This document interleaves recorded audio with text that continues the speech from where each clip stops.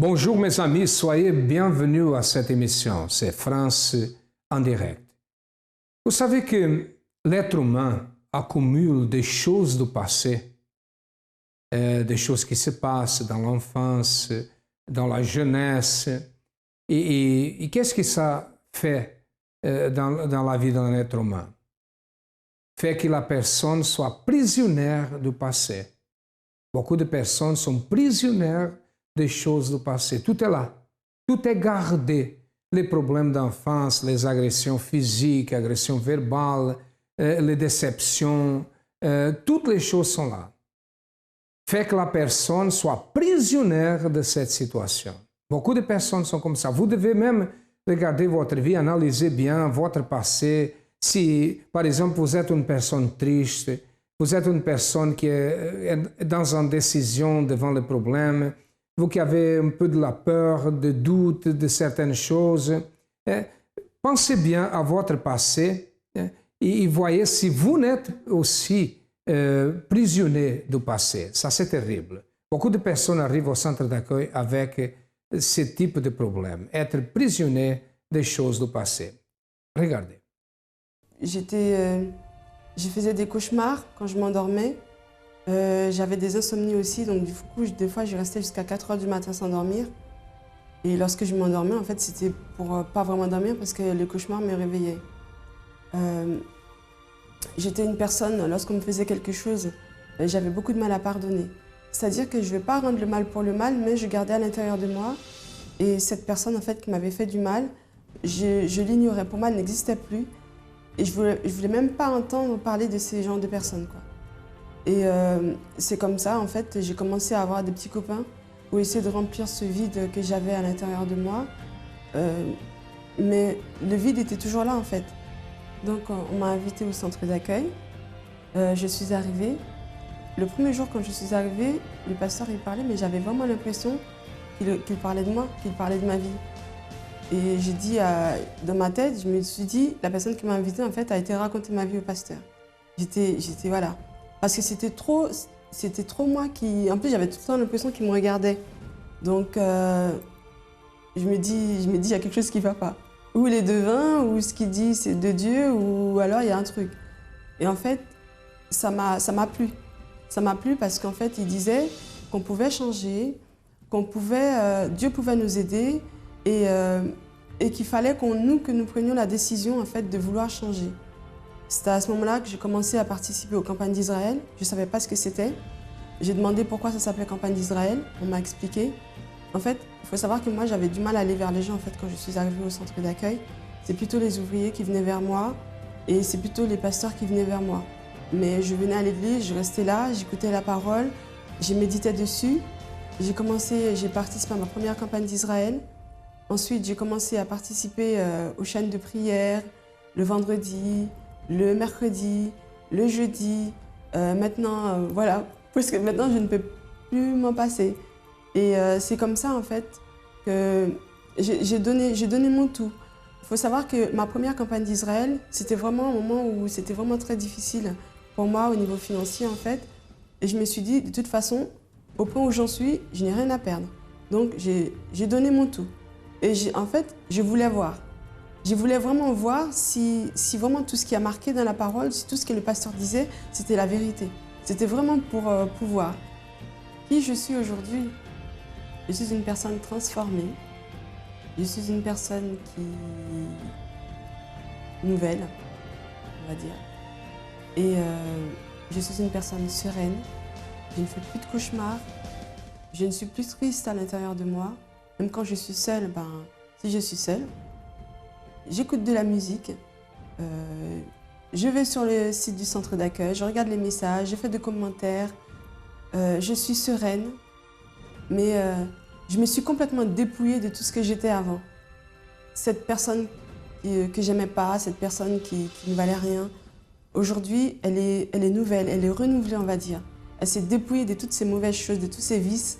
Et c'est la personne que je suis aujourd'hui. Et je suis trop fière que le Seigneur Jésus m'ait choisie, parce qu'il m'a choisie. Aujourd'hui, ma vie, c'est pour Dieu. Ma vie, je l'ai déposée à l'autel au moment où j'ai compris que c'était lui, en fait, qui donnait la vie éternelle. ma vie, je l'ai déposée sur l'autel. Et je me souviens que j'avais dit, quand je suis arrivée, j'étais tellement pas bien. J'étais devant l'autel, j'ai dit, mon Dieu, ma vie, de toute façon, pour moi, elle ne vaut rien. Si tu arrives à en faire quelque chose, si tu arrives à en tirer quelque chose, tu n'as qu'à la garder. Voilà, c'était ce vœu-là que j'avais fait devant l'autel.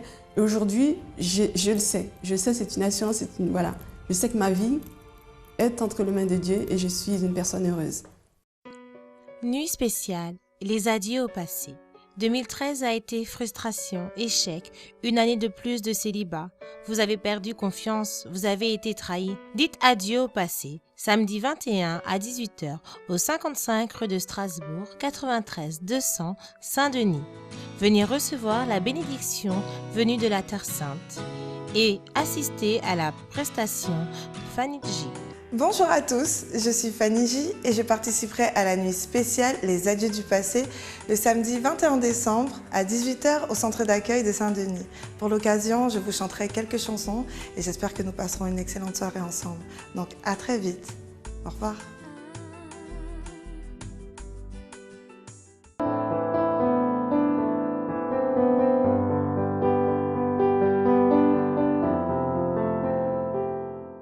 Moi, je suis née dans une famille très perturbée et ma mère, la chose que je me souviens, c'est que ma mère, elle cherchait toujours une excuse pour accuser mon père.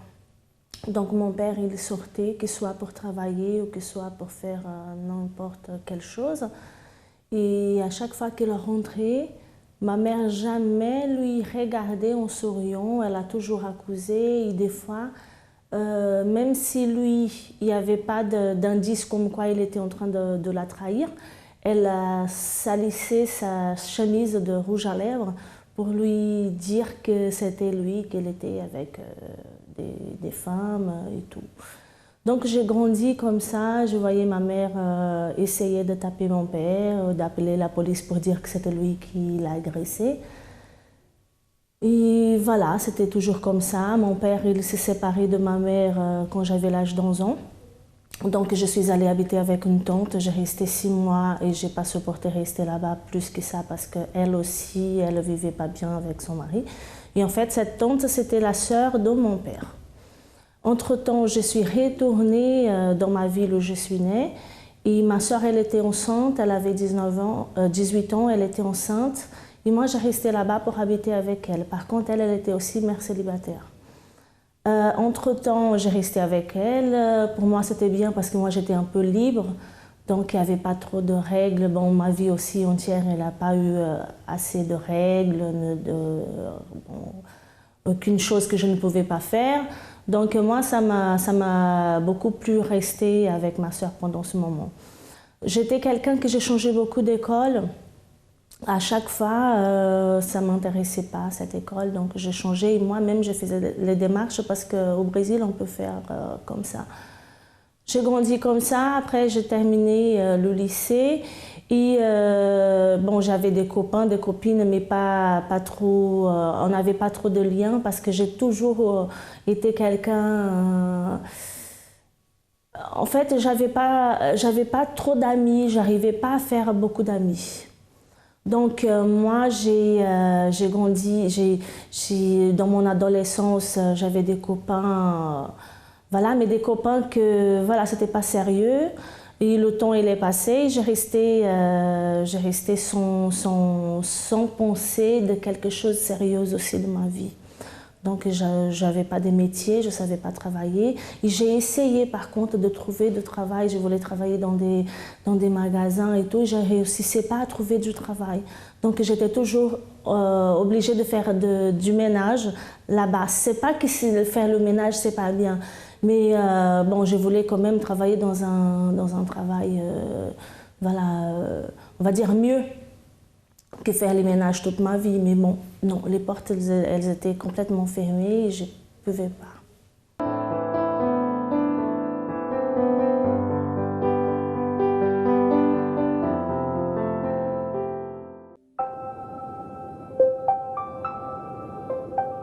Parfois, vivre devient difficile.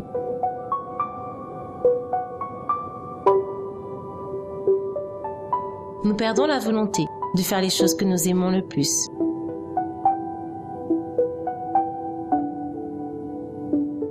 connaissons cela, car nous sommes passés par là.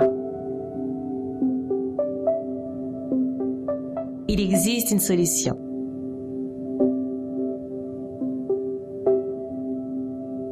Appelez dès maintenant notre ligne Amie 24 heures au 01 53 35 85 12. Avec vous dans les moments difficiles de votre vie.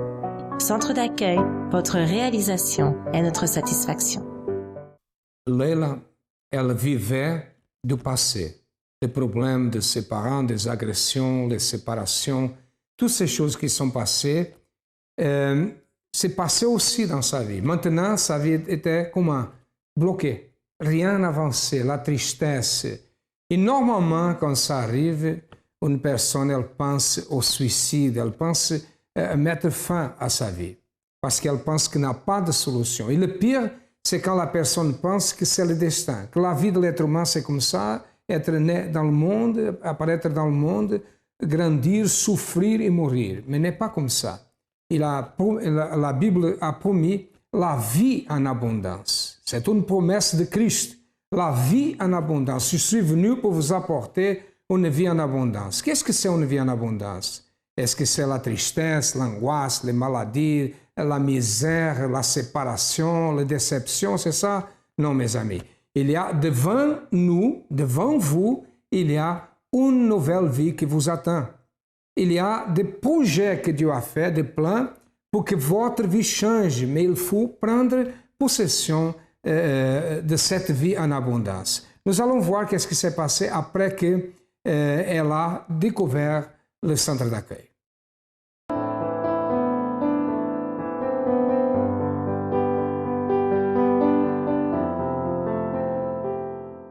Quand je suis arrivée au centre d'accueil, pour moi, ma vie, elle était normale, comme une vie de n'importe quelqu'un.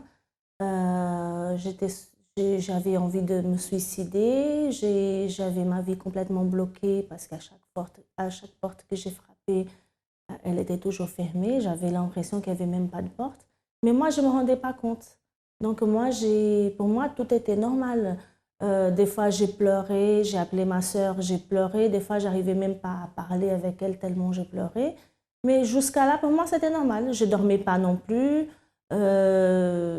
Je ne voulais même pas rester en train de parler avec mes enfants. Des fois, je lui virais de ma chambre parce que je voulais rester toute seule. Et c'était ainsi que j'ai arrivé au centre d'accueil. Donc, j'ai participé des réunions du dimanche pendant quelques moments. Et c'était là que j'ai su que le travail qu'il faisait aussi le vendredi. Donc, je commençais à venir le vendredi aussi pour que ma vie, elle se débloque. Et on va dire qu'un mois après, j'ai reconnu l'établissement où j'étais, donc au centre d'accueil, parce que pendant un mois à peu près, je ne voyais pas trop quel était le lieu où j'étais. Pour moi, c'était un autre lieu et pas le centre d'accueil. Donc, j'ai participé à des chaînes de vendredi. Après, j'ai commencé aussi le mercredi. Et je remarquais que déjà, je dormais, déjà, j'ai arrêté avec mon envie de me tuer. Et les choses, j'ai commencé à respirer, on va dire, parce que là, j'ai commencé à me rendre compte que vraiment, je n'étais pas bien et que ce n'était pas normal ce que j'ai ressenti.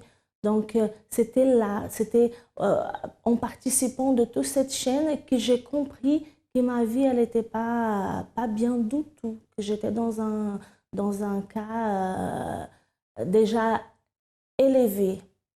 Donc, j'ai participé du mercredi, vendredi et dimanche. Et j'ai commencé à entendre parler aussi des autres travails, de la campagne d'Israël. Et voilà, je me suis intéressée et je me suis dit, tiens, je vais aussi participer pour que ma vie elle change.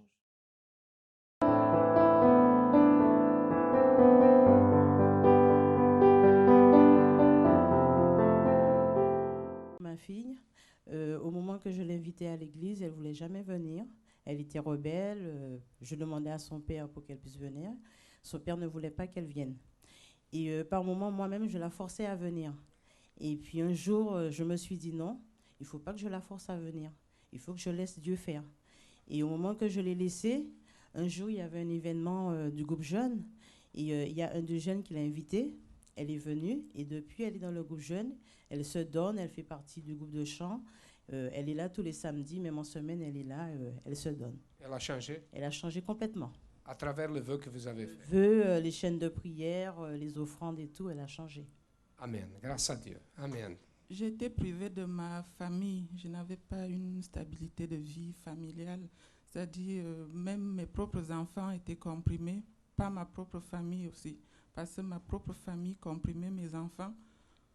Puis se servait d'eux comme moi, je dois travailler pour eux. Donc, comme on a grandi dans le catholicisme, et moi j'ai connu le Seigneur avant eux. Bon, j'ai connu le Seigneur que mes parents n'ont pas connu parce qu'on allait chez les catholiques. Donc, pour faire convertir mes enfants, c'était tout un problème. Pour vivre même dans le même toit avec mes enfants, c'était tout un problème. Donc, quand je suis venue en France, j'ai fait les papiers français pour mes enfants. Ça a été bloqué parce qu'eux, ils disaient qu'ils verront là où mes enfants vont traverser la mer pour venir vivre avec moi. Donc, j'ai demandé à Dieu de me diriger parce que j'avais besoin de la main de Dieu et j'ai eu les semeurs, les évangélistes qui m'ont évangélisé. Je suis venue ici trouver la période de la campagne d'Israël. Je n'ai pas cherché à comprendre. Dès que j'ai vu les témoignages, j'ai pris l'enveloppe. La même semaine que j'ai déposé l'enveloppe, au bout de 4 ans que j'avais déjà demandé leur nationalité, ça ne venait pas. La même semaine que j'ai déposé l'enveloppe, c'était le dimanche. Le lundi matin, j'ai eu ma convocation pour aller retirer leur certificat de nationalité française. Et après que j'ai eu leur nationalité, même pour les faire venir, c'était encore un combat pour leur faire les passeports pour entrer ici. J'ai continué par des chaînes de prière, des jeûnes, des sacrifices, les campagnes d'Israël encore pour aller les chercher. Et Dieu a ouvert la porte pour qu'ils soient. Ils sont là. Et eux-mêmes, ils avaient du mal aussi à accepter de se convertir parce qu'ils étaient comprimés. Mes parents leur disaient que j'étais dans des sectes qui n'entrent pas. Aujourd'hui, ils servent Dieu dans le groupe jeune là. Ils ont changé. Ils ont changé. Ils sont même plus que moi déjà. Bon, ils étaient bizarres. C'était les enfants bizarres. Ils me voyaient comme leur sœur. Maintenant, je vois, tous ils ont changé. Ils me considèrent comme leur mère. Amen. Grâce à Dieu. Merci, madame. La solitude est un sentiment bien connu, dont la colère est une véritable alliée. Ces sentiments rongent et emprisonnent les êtres qui nous sont chers. Les familles se brisent. Et peut-être pensez-vous que vous êtes perdu. Pourtant, il existe encore un espoir. L'espoir de voir votre famille reconstruite est à portée de main. Venez lutter pour votre famille. Tous les jeudis, dans nos réunions hebdomadaires, à 7h, 10h, midi, 15h et 20h, dans tous nos centres d'accueil. Pour plus d'informations sur nos réunions de famille, appelez notre ligne amie 24h au 01 53 35 85 12. Il y a une chose que Leila a dit qui a attiré mon attention. Elle a dit que le fait d'avoir l'envie de suicide, de ne pas dormir pendant la nuit, était une chose normale pour elle, normale. Et elle pensait, non, ça c'est normal dans ma vie. Mais quand elle a commencé à participer aux chaînes de prière et elle a participé aussi de la campagne d'Israël, sa vie a commencé à changer. Sa vie a changé. Vous savez que, comme nous disons toujours, la foi doit être pratiquée. La foi sans pratique, c'est nul. La foi sans action, c'est nul. Et au centre d'accueil, déjà apprennent à pratiquer cette foi. Qui est Leila aujourd'hui? Regardez.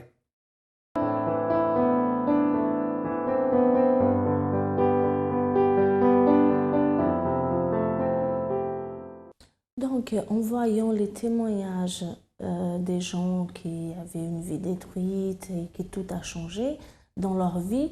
Donc, je me suis dit, tiens, j'ai essayé autant de portes et rien n'a marché. J'avais déjà 30 et quelques ans à l'époque, donc je me suis dit, tiens, je vais essayer parce que j'ai tout essayé dans ma vie et ça n'a pas marché. Donc là, ça va marcher. Parce que c'est comme ça s'est passé avec eux, ça allait passer avec moi. Donc j'ai participé depuis la première campagne que j'étais là dans le centre d'accueil. Ma vie, franchement, elle a sauté, mais quelque chose qui est grande. Parce que toute ma vie, j'ai essayé d'avancer et je n'ai pas réussi. Et en participant de la campagne d'Israël, la première chose que j'ai réussi, c'était payer une grosse dette que j'avais. Après, j'avais aussi envie de travailler pour mon compte en France, mais c'était un peu compliqué. Donc, j'ai réussi à avoir des idées pour pouvoir avancer. Donc, j'ai changé... J'ai fait la VAE d'un diplôme que j'ai. Donc, et tout ça, campagne après campagne. Donc, j'ai changé mon diplôme. J'ai réussi enfin à ouvrir ma première entreprise en France. Donc, j'ai ouvert cette entreprise. J'ai réussi aussi à payer un terrain que j'avais au Brésil, que j'avais du mal à payer. Donc, j'ai payé ce terrain. Après, on a acheté aussi une maison là-bas. Mon mari aussi, il a changé son entreprise. Il a passé à avoir une société. Et moi aussi, dernièrement, j'ai changé aussi du local. J'ai pris un local plus grand pour mon salon de coiffure. Donc aujourd'hui, j'ai un local plus grand et je peux encore plus développer mon salon de coiffure parce que c'est ce que je veux en fait. C'est développer encore plus, de pouvoir faire plus de choses et toujours en sachant que à chaque campagne que je participe, c'est une nouvelle idée que Dieu me donne. Je rajoute tout ça dans ce que je sais faire. Et à chaque fois, j'ai que de victoires. À chaque fois, dernièrement, la dernière campagne que j'ai participé, à part celle qui vient de finir, j'ai eu une idée de représenter aussi une société brésilienne en France. Et tout ça aussi, voilà, c'est mis en pratique. Donc là, c'est bon aussi. Je suis la seule personne à vendre ce produit en France. C'est l'opportunité. En fait, je pense que nous, en grandissant toujours en attendant une opportunité pour faire quelque chose. Et la campagne d'Israël, c'est la certitude qu'en participant de la campagne d'Israël, tout ce qu'on veut, c'est possible.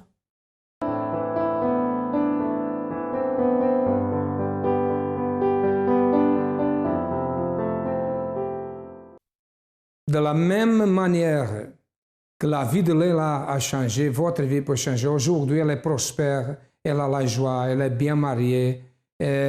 Tout marche bien. Elle n'a plus l'envie de suicide, elle ne vit plus dans la prison du passé. Sa vie a changé complètement et votre vie changera aussi. N'acceptez pas l'échec, n'acceptez pas la situation, n'acceptez pas le destin parce que le destin, vous pouvez le changer. Si vous avez besoin de notre aide, nous sommes situés au 254 de rue du Faubourg Saint-Martin, au 10e à Paris, et nous avons d'autres centres d'accueil, comme vous avez déjà remarqué, nous avons beaucoup d'adresses, nous avons un numéro de téléphone, appelez-nous et nous sommes là pour vous accueillir, nous sommes là pour vous donner une direction et certainement votre vie changera. Donnez un pas en avant et vous allez voir. À demain et que Dieu vous bénisse abondamment.